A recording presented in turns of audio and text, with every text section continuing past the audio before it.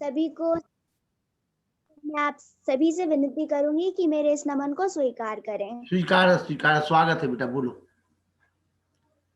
और कर्पूरी ठाकुर को जैसा कि आप सब जानते हैं कि इस कार्यक्रम का आयोजन कर्पूरी ठाकुर जी के लिए किया गया है एवं उनके व्यक्तित्व को और भी उनके जो कार्य हैं हमारे वर्गों के लिए उनको जानने के लिए किया गया है।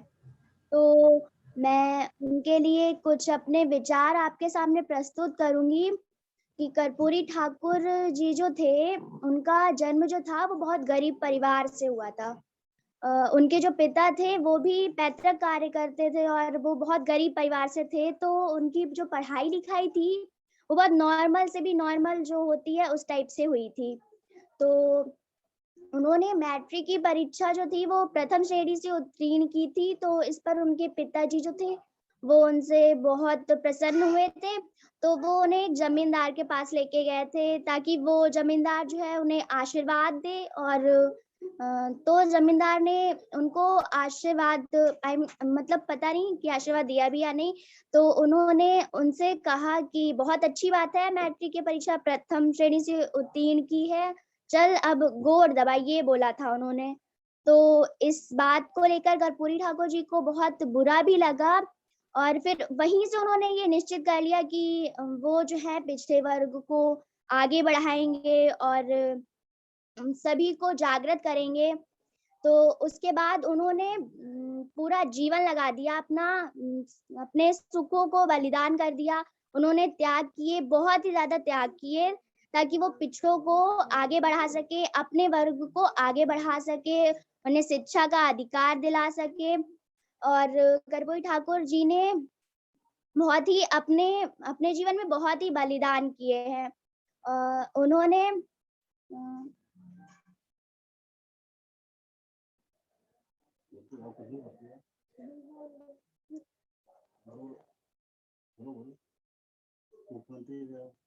वो बिहार के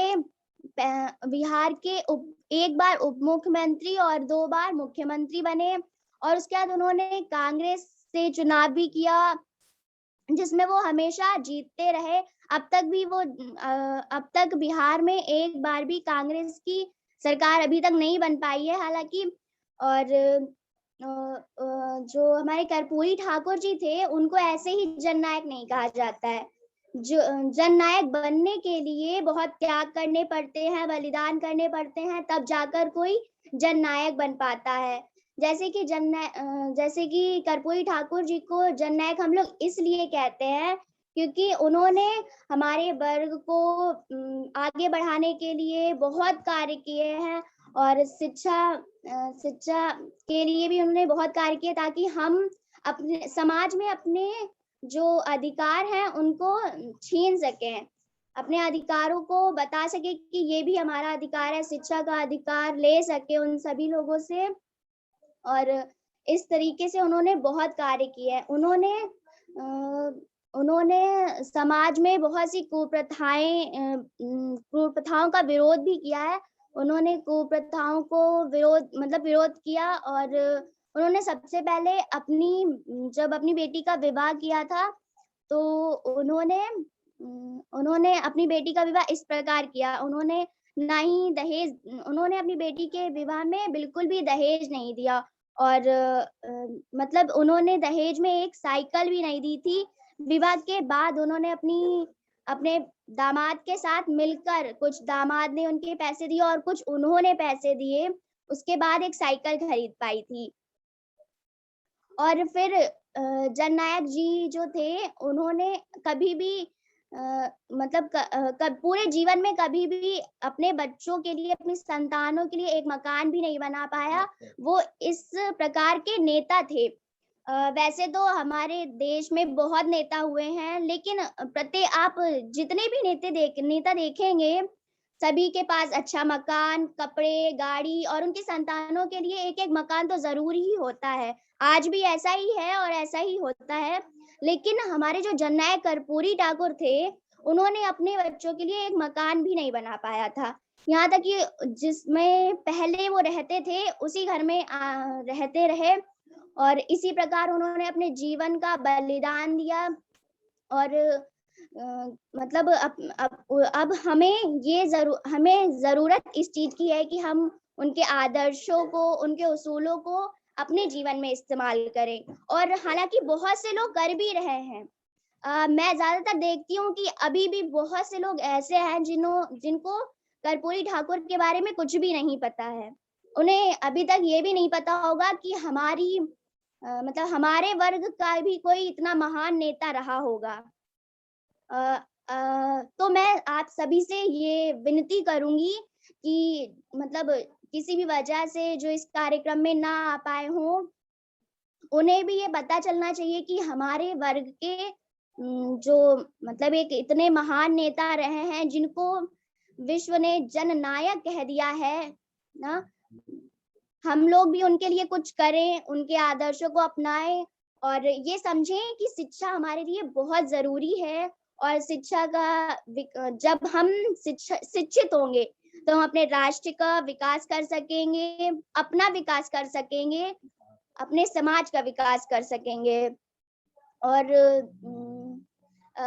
और मैं यही चाहूंगी आप सभी से कि जननायक जी जो हमारे कर्पूरी ठाकुर जी हैं, उनके बताए हुए मार्ग को, जो वो हमारे लिए मार्ग छोड़ कर गए हैं, हमारे लिए इतना अच्छा मार्ग बना कर गए हैं, उस मार्ग पर चलें। उस मार्ग पर चलकर हम समाज में यह बताएं कि हम भी कुछ कर सकते हैं और मतलब हम भी कुछ कर सकते हैं और जो हमारा पिछड़ा वर्ग है उसको आगे बढ़ाएं। वैसे अभी जल्दी ये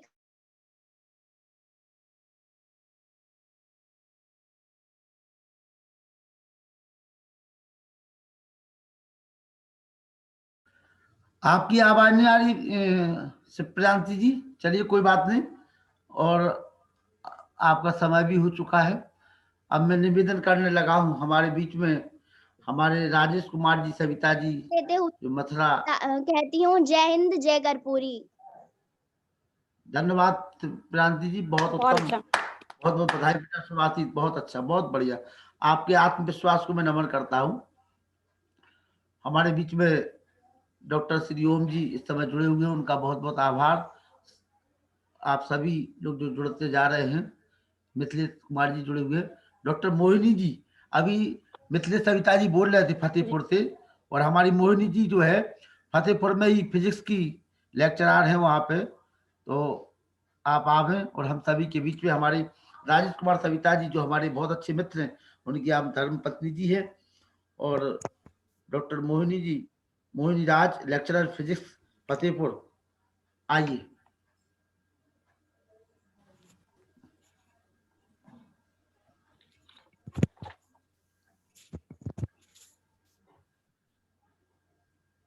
आवाज नहीं आ रही मोहिनी है। जी, आवाज आ रही है? आ रही है, आवाज आ रही है।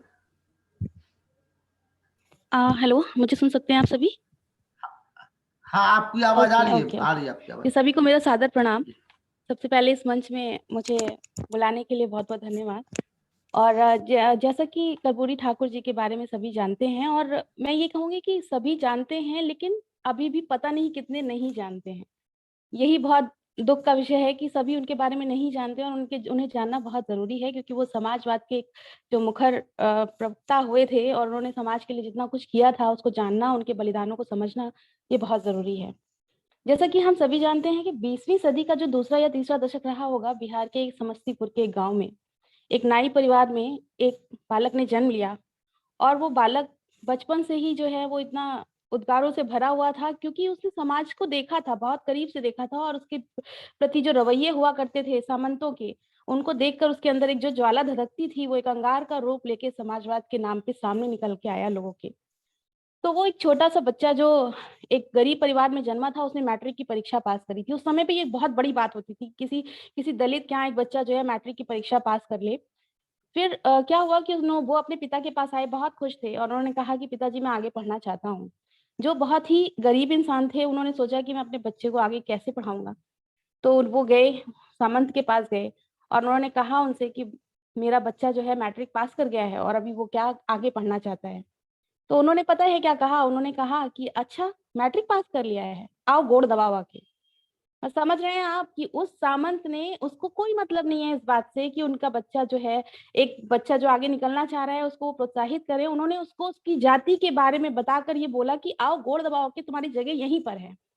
ये बात, इस बात ने जो है कर्पूरी जी को झकझोर के रख दिया और उन्होंने सोच लिया कि नहीं अब तो कुछ करना ही है, अब हमें समाज का जो वो वर्ग है, जो पीड़ित वर्ग है, जो अपने लास्ट पायदान पे खड़ा हुआ है, उसको हमें आगे तक पहुंचाना है और कहीं तक सदन में जाकर इसकी बात को आगे तक रखना है। उन्होंने एड़ी चोटी का जोर लगा दिया इसके लिए और वो किया जो वो करना चाहते थे।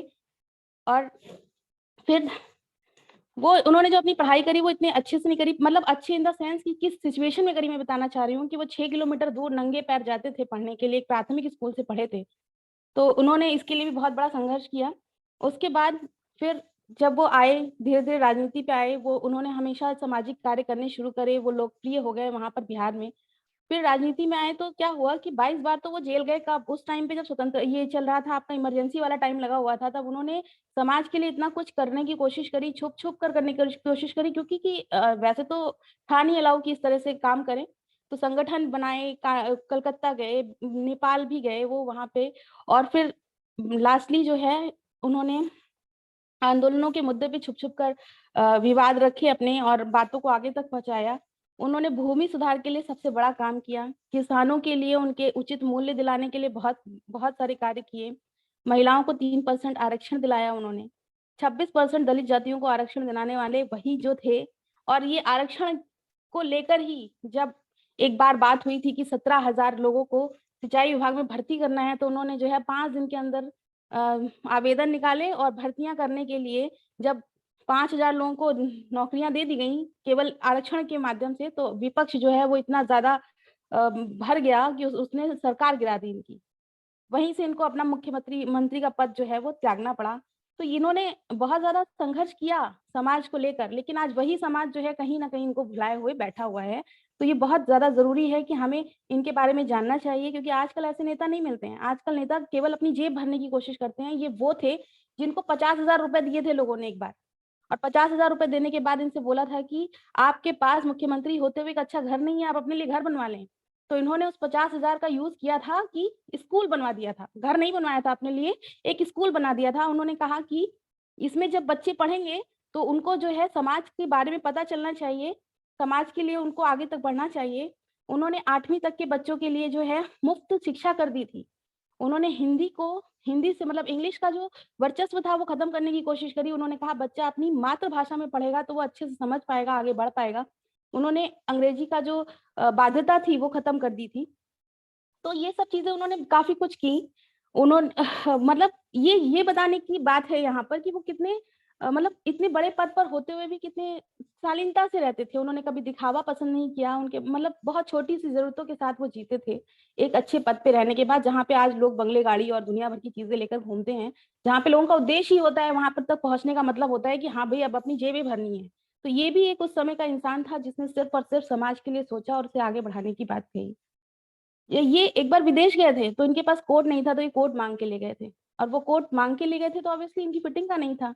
तो जब गए तो वहाँ पे जब देखा कीटों ने कि इनके पास जो कोट है वो इस तरह का है, तो इन्हें एक कोट दिया, इनको गिफ्ट किया गया एक कोट कि आप इसको पहनिए, ये अच्छा लगेगा आप पर।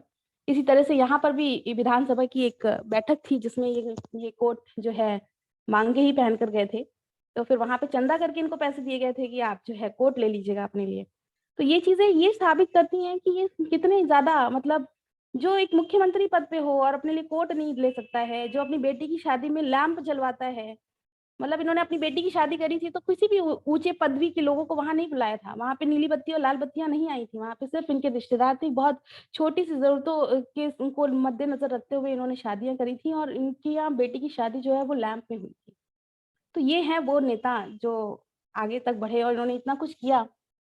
एक्चुअली ये सब बातें बताने का मतलब क्या है? आज का मुद्दा जो है वो ये है कि हमें फिर से समाजवाद को, सामाजिक न्याय के सवालों को मुख्य धारा के रूप में स्थापित करना ही होगा। ये क्यों कहना चाह रहे हैं? क्योंकि ये एक वो इंसान था जो लोगों के लिए लड़ाई लड़ता रहा। आज का जो नेता है वो क्या कर रहा है? वो हर चीज़ को प्राइवेटाइज़ कर रहा है, बराबर प्राइवेटाइज़ करता जा रहा है। नई शिक्षा नीति की बात करी है, नई शिक्षा नीति में क्या है, कहीं आरक्षण की बात नहीं करी गई है। वो नई शिक्षा नीति का मतलब क्या है, वो उसको पूरी तरह से प्राइवेटाइज कर दिया है, सारी नौकरियों को अंदर ही अंदर प्राइवेटाइज कर दिया है। जो पीपीपी मॉडल है, ये क्या है, प्राइवेटाइजेशन है। सब अंबानी अडानी को बिल्कुल, मतलब जो सरकार कभी ये कहती थी कि सौगंध मुझे इस मिट्टी की, मैं देश नहीं बिकने दूंगा, उसने आज जो है वो सारा देश ही पूरी तरह से तो इसलिए नहीं कह सकते क्योंकि अभी खुले में कुछ नहीं आया है, लेकिन इंटरनली जो इंसान समझ रहा है, जो इनकी मुद्दों को समझ पा रहा है, जो इनकी आगे दूरदर्शिता को भाग पा रहा है, वो समझ रहा है कि सब कुछ प्राइवेटाइज होता जा रहा है। तो अंतिम अपने शब्दों में यही कहना चाहूंगी, कर्पूरी ठाकुर जैसे ऐसे क्रांतिकारी यूं ही जो है उनको जननायक नहीं कहा गया। उन्होंने हमेशा जनता को अपने उच्च विचारों में रखा और उनके लिए हमेशा काम करते रहे। और उन्होंने ये कहा कि जब तक लड़ोगे नहीं तब तक तुम्हें कुछ नहीं मिलेगा, और अपने हक के लिए लड़ना सिखाया। और हमें इसको अपने अंदर रखकर आज के ज्वलंत मुद्दों पर सोचना चाहिए और कहीं ना कहीं इनके विचारों को बाकी जनता तक पहुंचाना चाहिए, ताकि लोगों में वो क्रांति भर सके जो इनमें कभी थी। इसी के साथ मैं अपनी वाणी को विराम देना चाहूंगी। धन्यवाद। धन्यवाद डॉक्टर मोहिनी जी, बहुत बहुत आभार। और आपने बहुत उनके जो पहलू थे सभी पहलुओं पर अपनी विभाग राय रखी। और हमारा जो उद्देश्य था वो केवल यही था कि हमारे लोग कर्पूरी ठाकुर के नाम को जाने, उनको समझें और उनकी विचारधारा को माने। इसी उद्देश्य को लेकर के ये कार्यक्रम अपनी सफलता की ओर है। आप जैसी जो भी महिलाएं तैयार हो रही हैं वो धीरे धीरे आने वाले समाज को बताएंगी कैसे हमें इसको कर्पूरी जी के विचारों को जन जन तक पहुंचाना है। मैं निवेदन करूंगा आकृति शर्मा, प्रयागराज।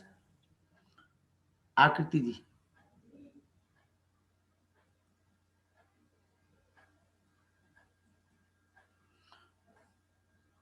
बोलिए आकृति जी, बोलिए। जी सर, धन्यवाद। आज के इस वेबिनार के मंच से जुड़े देश की सभी मातृशक्ति मेरी माताएं एवं बहनें, आप सभी को मैं आकृति शर्मा प्रयागराज से प्रणाम करती हूँ। एक मिनट, हमारे समाज आकृति राजेश कुमार जी थोड़ा पेन कॉपी लेकर के थोड़ी नोटिंग करते जाना। राजेश जी बोलो बेटा, बोलो। हमारे समाज के पितामह जननायक कर्पूरी ठाकुर जी थे। गरीबों, किसानों, मजदूरों, महिलाओं को समाज की मुख्य धारा में लाना ही उनका राजनीति का मकसद था। वह एक राजनीतिक प्राणी थे। वे देशवासियों को सदैव अपने अधिकारों और जगाने के लिए प्रेरित करते थे। अंग्रेजी की अनिवार्यता के कारण खासकर लड़कियां और किसान मजदूरों के बच्चों की पढ़ाई बीच में ही छूट जाती थी। कर्पूरी जी ने पूर्ण रूप से अंग्रेजी की अनिवार्यता को खत्म कर दी। तब जाकर वंचित बच्चों में शिक्षा के प्रति ललक जगी और वे सभी सफल श्रेणी में शामिल होने लगे। साथ ही कमजोर वर्ग के छात्रों की भागीदारी भी बढ़ी। साथियों, हम सभी आज इस मंच से कर्पूरी जी का केवल एक ही मंत्र अपने हृदय में बसाएं। वो ये है कि परिस्थितियों के आगे दबे नहीं, बल्कि परिस्थितियों को दबाकर हम अपने समाज को शिक्षित और जागरूक करें। यही हम सभी का कर्तव्य है। धन्यवाद। धन्यवाद आकृति शर्मा जी, बहुत बहुत आभार आपका। मैं निवेदन करूंगा अलंकृता जायसवाल जी, मुरादाबाद। अलंकृता जी। सभी को नमस्कार। मैं अपना वीडियो नहीं खोल पाऊंगी क्योंकि आज डेटा थोड़ा कम बचा है इस समय। कोई बात जी, स्वागत है। जी, तो अभी मैं इतने सारे लोगों को सुना और इनफैक्ट अभी मैं इस पे पढ़ रही थी तो भी मैंने जाना, मुझे पता था कर्पूरी ठाकुर हमारे समाज के, ये भी पता था कि वो मुख्यमंत्री है, लेकिन जो इतनी सारी चीजें मैंने आज रिसर्च के वक्त सीखी या फिर अभी सबको सुन के सीखी, उनमें से कुछ ने मुझे एक्चुअली मैं बोलूंगी मैं स्तब्ध रह गई, बहुत शॉक्ड थी ये जानकर। तो बहुत सारी बातें हैं जो काफी लोगों ने कह दी है, मैं बोलूंगी तो फिर दोहराएगा, लेकिन कुछ बातें जो मुझे उनकी बहुत अच्छी लगी मैं उसे जरूर बोलना चाहूंगी। तो सबसे पहले तो ऑब्वियसली कि इतने छोटे गरीब खानदान से निकल कर वो इतनी ऊंचे पद तक पहुंचे, बिहार प्रदेश के मुख्यमंत्री बने, एक बार नहीं 2 बार बने और उप मुख्यमंत्री भी रह चुके थे। उनकी एक प्रॉपर आइडियोलॉजी थी, पर सबसे बेहतरीन बात ये थी कि उन्होंने लोगों को ना सिर्फ लोगों के लिए आवाज उठाई, उन्होंने लोगों को आवाज उठाना सिखाया। ये मुझे बेहतरीन बात उनकी ये लगती है कि हर स्थिति में उन्होंने महिलाओं के लिए, जैसे आरक्षण की बात हुई कि उन्होंने महिलाओं को आरक्षण दिलवाया, उन्होंने लोगों को उठाया। मैं पढ़ रही थी कि उन्होंने कई स्टूडेंट्स यूनियंस भी लीड किए हैं, तो वहां पर भी वो ये कहते थे कि अगर आपको अपना अधिकार चाहिए तो आपको उसके लिए बोलना पड़ेगा। और ये बहुत बड़ी बात है, ये हर वक्त के लिए, कोई भी युग हो, कोई भी सरकार हो, ये बात कांस्टेंट रहती है कि अगर कोई भी सिचुएशन आती है, अगर आपको अपना अधिकार चाहिए तो आपको उसके लिए बोलना पड़ेगा और आगे बढ़ने के लिए हमेशा प्रयास करना पड़ेगा। दूसरी चीज ये थी कि कमाल की बात है कि जो व्यक्ति नेता रह चुका, मुख्यमंत्री रह चुका हो, उसके निधन पर ये मालूम पड़े कि उसके पास अपना एक मकान तक नहीं था उसके परिवार के पास बचने के लिए। कितनी बड़ी बात है ये, क्योंकि मुख्यमंत्री पद पे रहकर लोगों के पास हर चीज होती है, बहुत अमीर होते हैं, यहाँ पे एक मकान तक नहीं था। इसके लिए उन्हें उनके सेवा भाव के लिए उन्हें सराहा गया, इसीलिए उन्हें जननायक कहा गया, क्योंकि असल में जो पैसा जब भी उनके पास आया, सदा उसे लोगों को अपलिफ्ट करने में, उठाने में लगा दिया गया। और ये कमाल की बात है। तो मैं भी पढ़ रही थी, उनका एक नारा है कि हक चाहो तो लड़ना सीखो, कदम कदम पर अड़ना सीखो, जीना चाहो तो मरना सीखो। और ये नारा इतना सही है, इतना अच्छा है कि हम सबको, हमारे समाज को, हमारी पूरी सोसाइटी को इन जनरल, जब अपना अधिकार चाहिए उन्हें उसके लिए बोलना होगा। और सबसे ज्यादा मैं सोचती हूँ इवन महिलाओं को, जहाँ पे इक्वालिटी नहीं मिलती, या फिर जहाँ पे हमारे राइट्स सप्रेस होते हैं, वहां पे हमें अपने अधिकार के लिए बोलना सीखना होगा, तभी हमें कुछ मिलेगा। और मुझे इसी के साथ मैं अपनी वाणी को विराम दूंगी। तो धन्यवाद आपका। और मैं निवेदन करूंगा वसुंधरा जी से कि वो भी अपना ऑडियो वीडियो खोल लें। झांसी मेधा सिंह जी कहाँ से? मेधा सिंह जी अपना ऑडियो वीडियो खोल लें। मेधा जी, मेधा जी हमारे बीच में मुकेश चंद्रा जी आ चुके हैं। बहन जी, मुकेश जी, भाभी जी खोल लीजिए वीडियो, अपना ऑडियो खोल लीजिए। जी जी, मुकेश चंद्रा जी ऑडियो खोल लीजिए। भाभी जी अभी ड्यूटी पे है भाई साहब। जी बहुत बहुत स्वागत आपका, जो है इतनी व्यस्तता के बावजूद भी आप पहुंचे। मेधा सिंह जी, मेधा सिंह जी, मेधा जी, चलिए। हाँ मेधा जी बोलो बेटा। जी मेधा जी बोलिए, कहाँ से हो आप? परिचय दो पहले अपना। मैं फतेहपुर से हूँ, मेधा सिंह सविता। जी जी जी जी। मैं असिस्टेंट इंजीनियर हूँ शक्ति भवन में, यूपीवीसीएल में। अच्छा, आप असिस्टेंट इंजीनियर हैं? हाँ। बहुत बहुत स्वागत है आपका, बहुत। जी जी जी जी बोलो। खैर सबने तो बोल ही दिया काफी। मैं बस इतना ही बोलूंगी कि खुद को थोड़ा आगे बढ़ाएं, क्योंकि हमसे ही समाज बनता है। अगर हम अपने आप को आगे बढ़ा सकते हैं तो दूसरों को भी बढ़ा सकते हैं। तो खुद डिसिप्लिन्ड रहें, आगे बढ़ें, अपने साथ को, अपने घर परिवार को आगे बढ़ाएं, तो हमारा समाज भी आगे बढ़ेगा।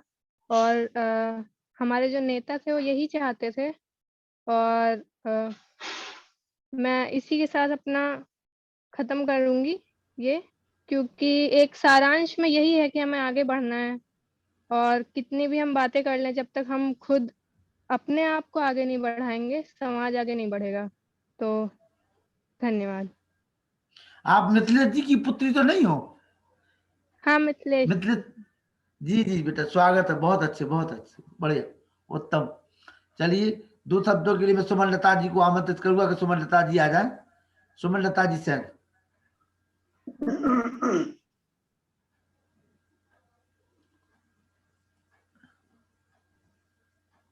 जी बोलिए।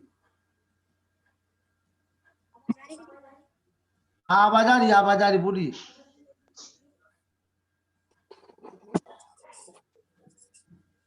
नमस्ते सभी के लिए।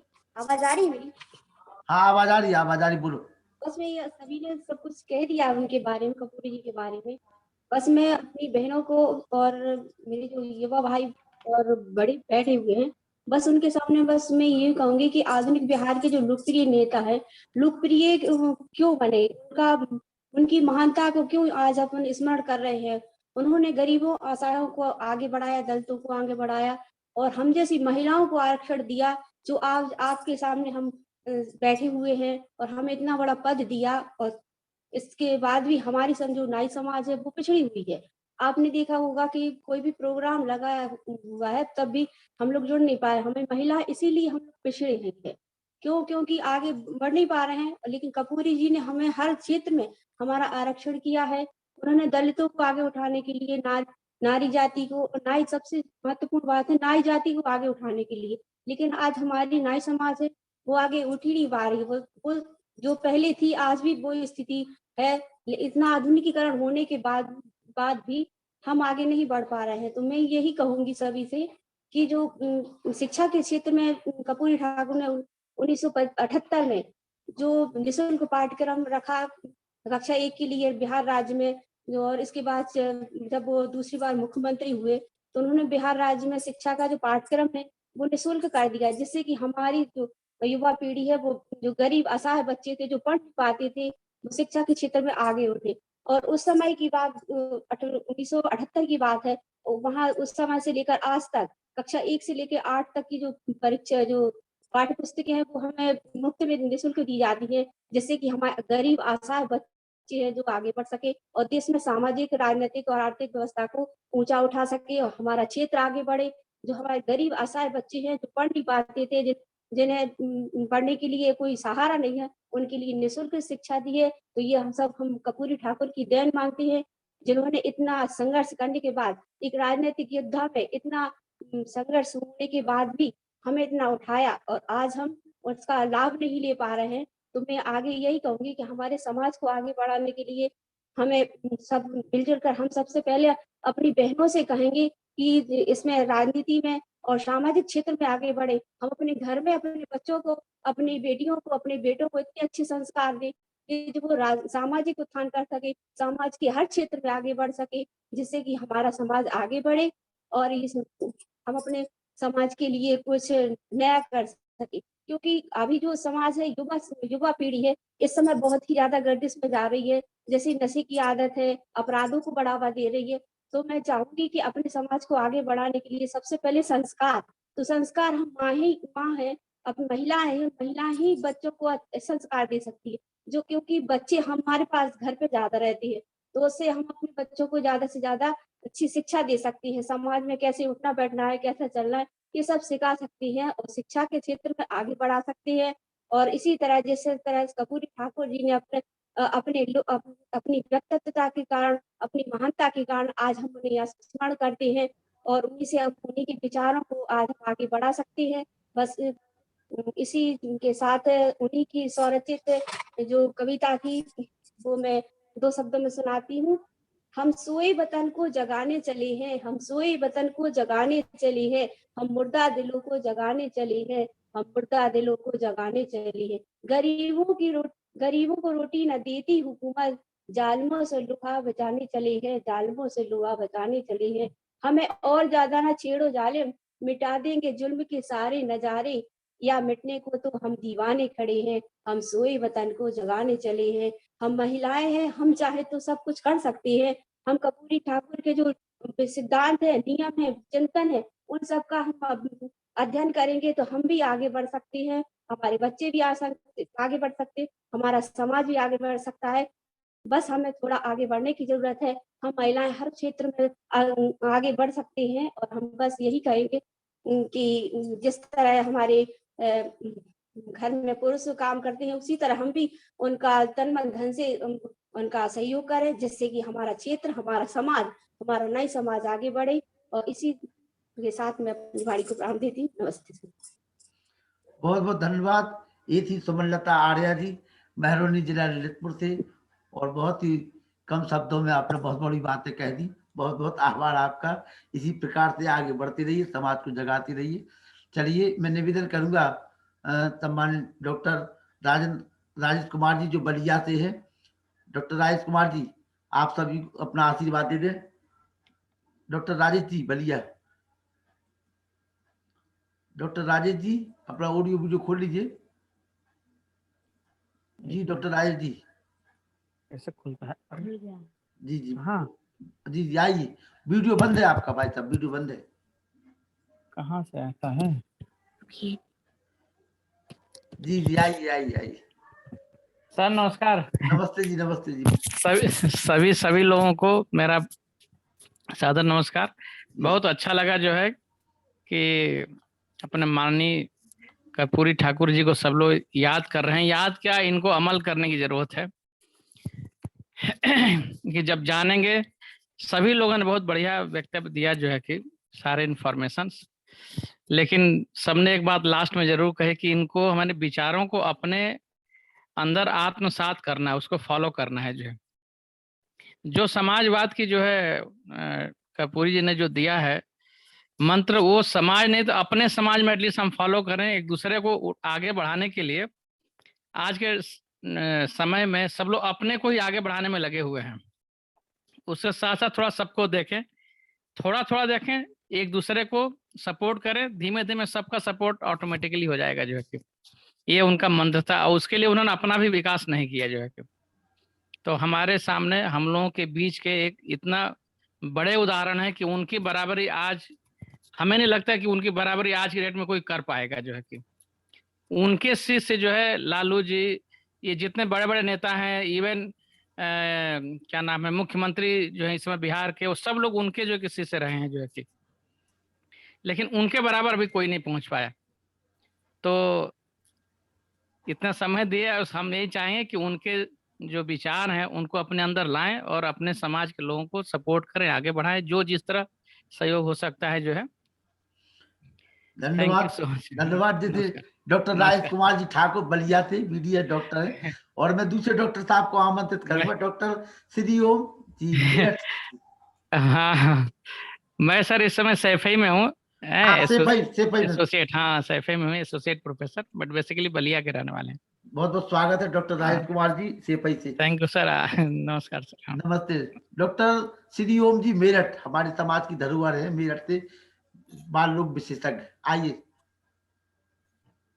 धन्यवाद भाई लखनऊ लहरिया जी। जी स्वागत है भाई साहब, स्वागत है। बहुत शानदार शानदार आपके प्रयास हैं, बहुत शानदार आयोजन है। और आज इस विशेष आयोजन में समाज की 22 विभूतियां उपस्थित थी और काफी विद्वान जन और छात्र भी उपस्थित हैं। बहुत अच्छा लगता है। वास्तव में कर्पूरी ठाकुर जी को याद करने का जो हमारा उद्देश्य इस समय हो सकता है कि हम अपने आप को किसी प्रकार से भी इन्फीरियरिटी कॉम्प्लेक्स महसूस ना करें। कर्पूरी साहब बहुत ही एक मजबूत धरोहर हमारे बीच में छोड़ के गए हैं। जो उनकी संघर्ष की गाथा है वह हमें हमेशा ही प्रेरणा देती है। और वास्तव में कर्पूरी साहब के बारे में सुनते हुए मैंने ये सुना है कि वह अपनी विवाह पराधीन भारत में नहीं करना चाहते थे, लेकिन पारिवारिक परिस्थितियों में उनकी विवाह स्वतंत्रता से पहले हो गया था। तो उन्होंने निर्णय लिया था कि मैं पिता आजाद भारत में ही बनूंगा।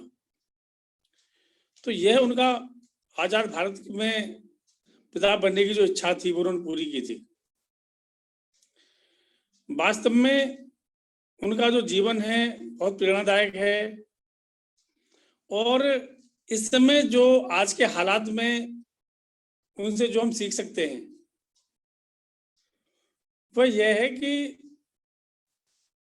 जैसे उन्होंने अपना व्यक्तिगत विकास नहीं किया था, उन्होंने सामुदायिक विकास पर फोकस किया था।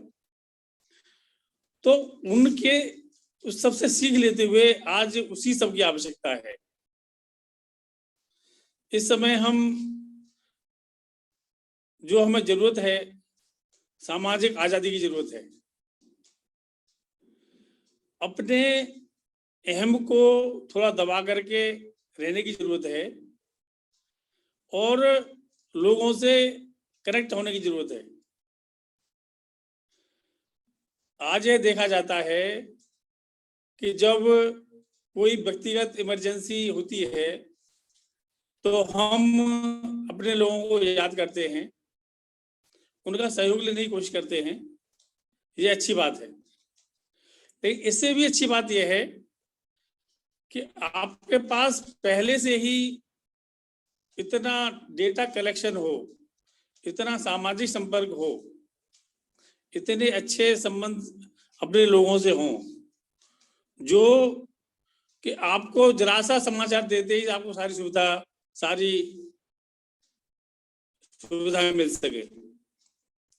तो इस सब के लिए जरूरी है कनेक्शन, और साथ ही जो स्वार्थीपन की भावना है उसको थोड़ा कम किया जाए, क्योंकि अगर आप किसी की हेल्प करते हो तो निश्चित रूप से दूसरे भी आपकी हेल्प करने के लिए आएंगे। ऐसे में सभी एक दूसरे से कनेक्ट रहें, और जो सोशल मीडिया की शक्ति है इसका हम सदुपयोग करें, ये बहुत आवश्यक है। और आज बिस्लेश सप्ताह जी, डॉक्टर राजकुमार जी और मैडम डॉक्टर और महिलाएं काफ़ी विद्वान जुड़ी हैं। ये सब हमारे सभी बच्चों के लिए प्रेरणादायक होगा और सभी आगे बढ़ें। और आज का जो राजनीतिक परिदृश्य है उस सब के बीच ये गोष्ठी एक मील का पत्थर साबित होगी, और निश्चित रूप से हम एक सामाजिक क्रांति करने में सफल होंगे। धन्यवाद।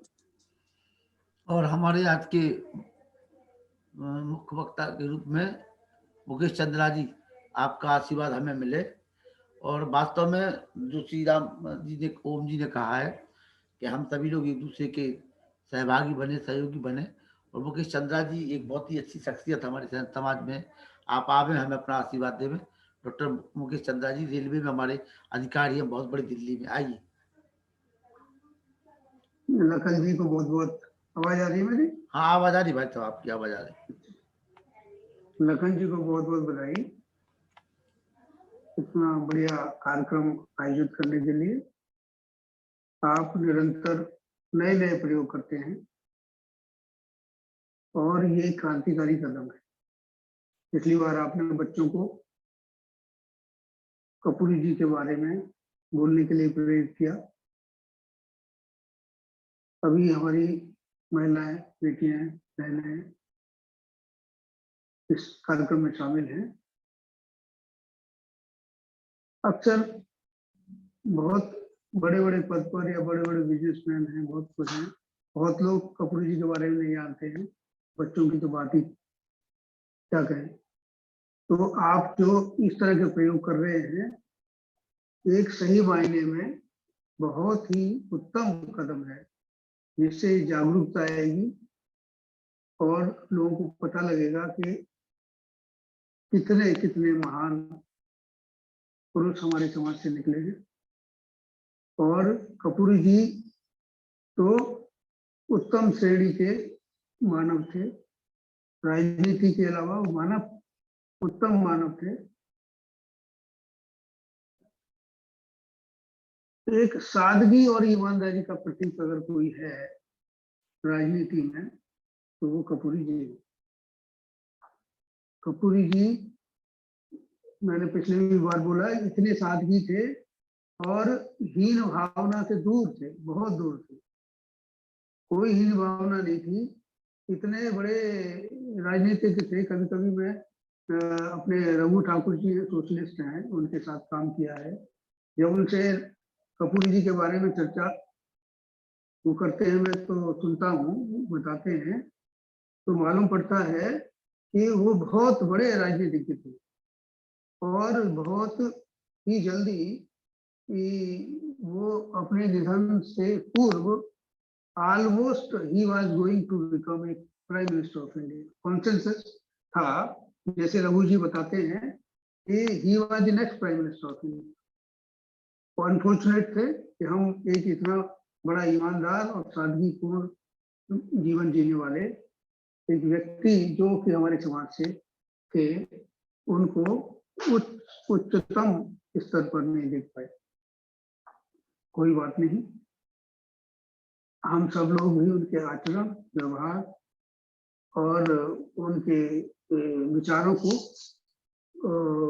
अपने में अपनाएं।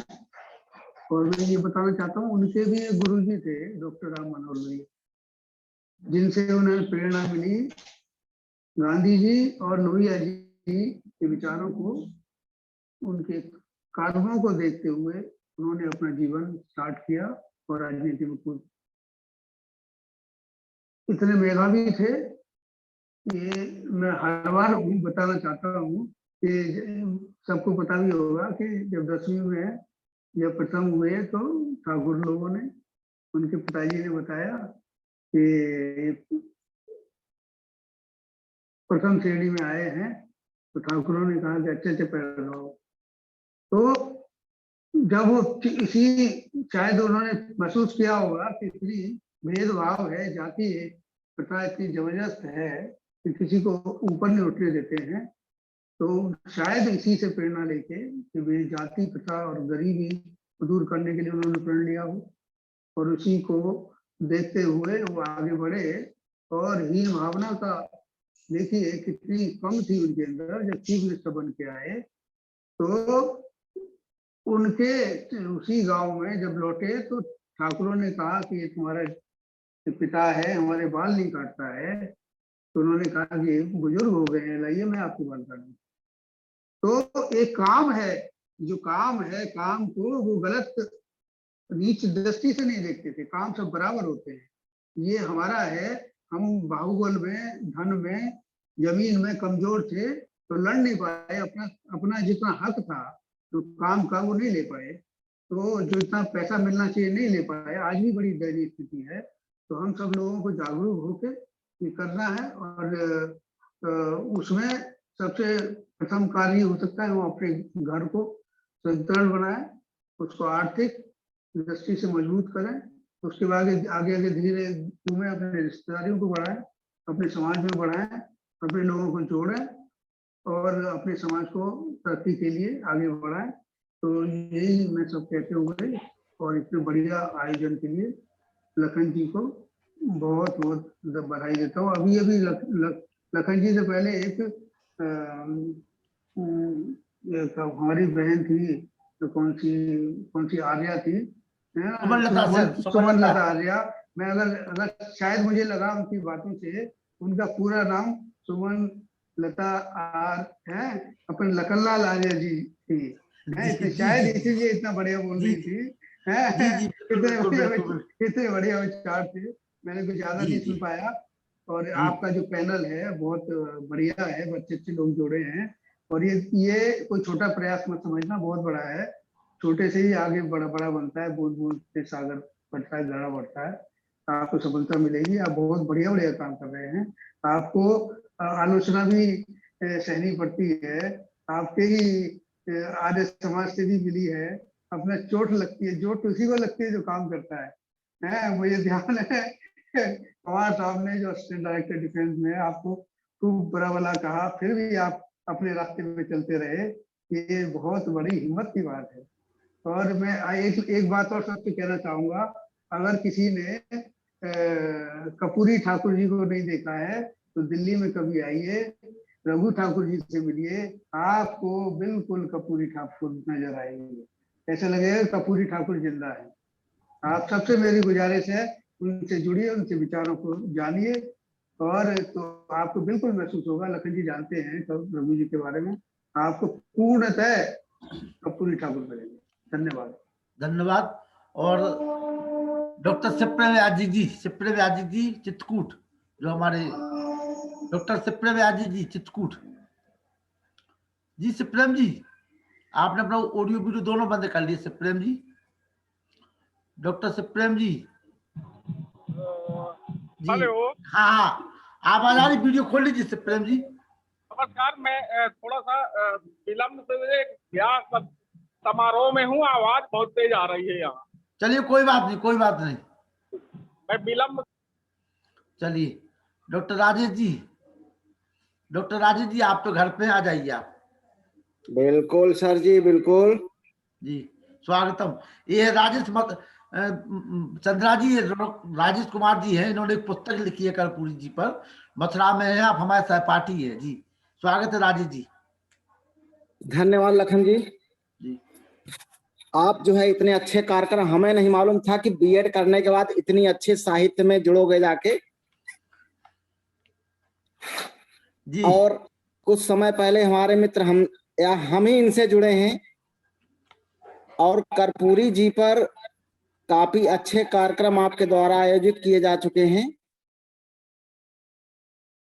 अभी एक सज्जन कर्पूरी जी के प्रधानमंत्री के बनने के विषय में कह रहे थे, तो ये बात सत्य है।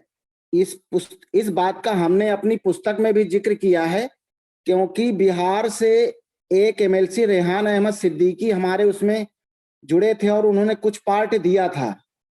ये कुछ चीजें जो है उनके पिताजी के साथ ही शेयर हुई थी 2-3 लोगों के मध्य, कि अगर कर्पूरी जी अभी रहते तो हो सकता विश्वनाथ प्रताप जी के स्थान पर वो दिखाई पड़ते। कुछ ऐसी बातें आरक्षण को लेकर के चल रही थी। लेकिन समस्या ये है कि कर्पूरी जी को हम कितना आगे अपने समाज में ले जा पाए, सबसे बड़ी लड़ाई ये लड़नी पड़ रही है। मैं मथुरा में 2008 में आया और 2008 में मथुरा में गिनती के 2 या 3 लोग कर्पूरी जी को जानते थे। फिर मैंने उनके चित्र के कैलेंडर छपवाए, एक एक दुकान पर, सैलून पर देना शुरू किया। उसके 2 साल बाद जो है वहां कुछ लोग जानना शुरू हुए। मैंने कर्पूरी जी की जयंती मनाना शुरू करवाया मथुरा में। इस प्रकार से मथुरा में शुरुआत हुई। तो यहाँ बात मेन आती है कि ऐसा नहीं मथुरा में उस समय सरकारी नौकरी वाले, प्राइवेट नौकरी वाले, सामाजिक लोग नहीं थे।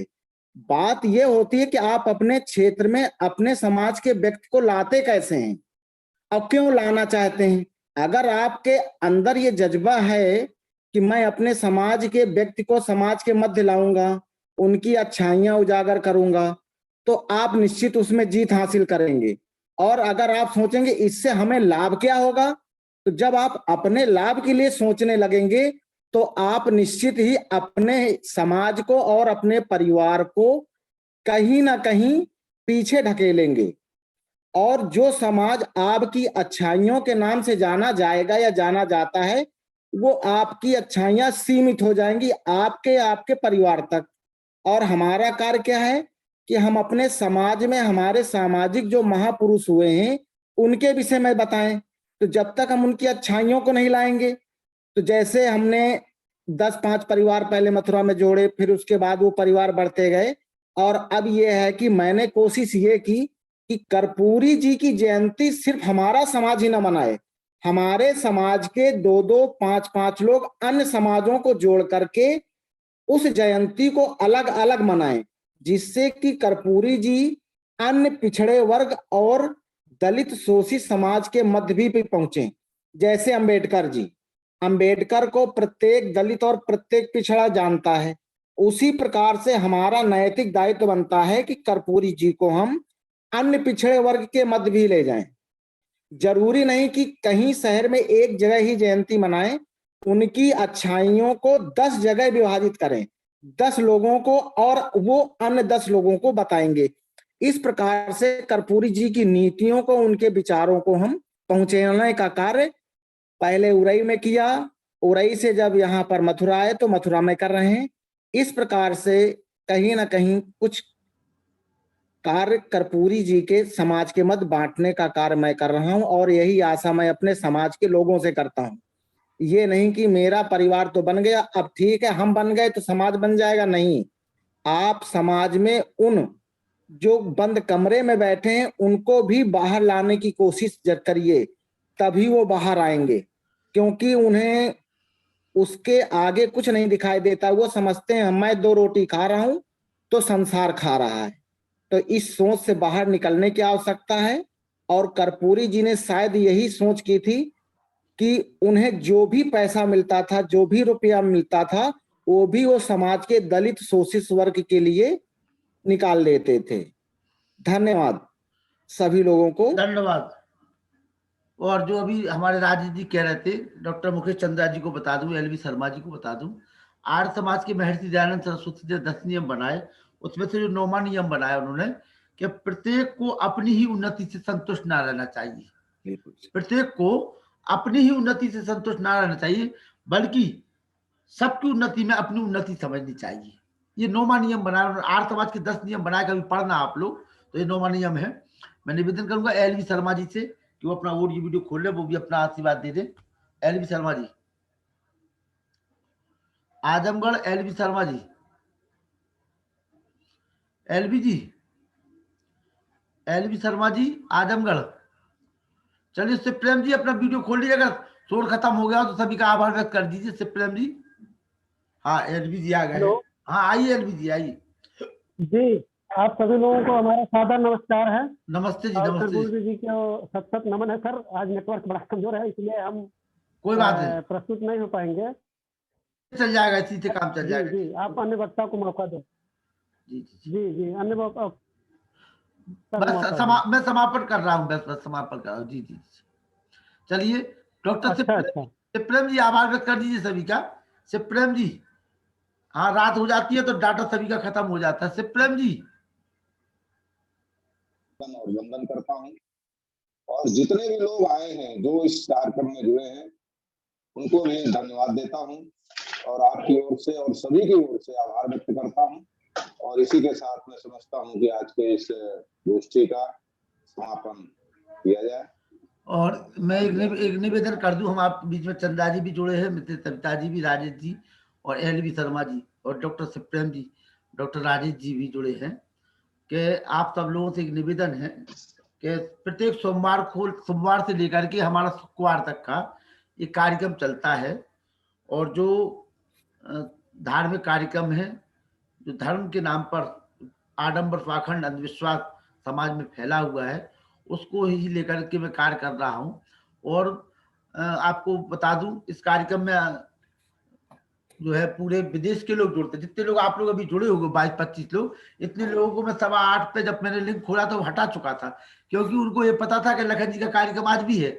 और 100 से ऊपर चंद्रा जी हो जाती है सूची, और 100 जूम पर देखते हैं, 50-60 यूट्यूब पे चलते हैं, फेसबुक पे चलते हैं। इतना अथाह बुद्धिजीवी वर्ग पूरे विश्व का जुड़ता है। आप शादी से फ्री हो जाइए, फिर मैं आपको जोड़ूंगा। तो आप सब लोगों से मेरा